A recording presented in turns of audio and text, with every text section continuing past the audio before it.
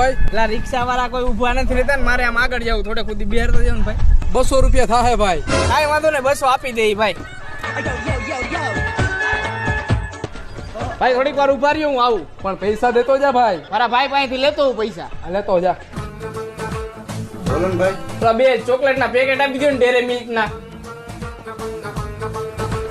ભાઈ હું લઈ જાઉં, મારો ભાઈ જો બેઠો ને એમડા આવીને પૈસા આપે હો.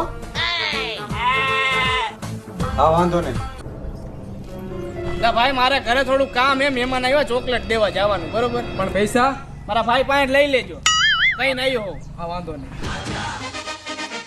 ભાઈ મારા પૈસા. ભાઈ તમારા ત્યાં 800 રૂપિયા. 800 રૂપિયા ને 200 રૂપિયા. તમે કોણ? હું એક્ટિવા વાળો. તો હું દુકાન વાળો. તો એ કોણ હતું? ઈ તમને બેને ચૂનો લગાવવા વાળો. આવા માણસો રહી અહીંયા.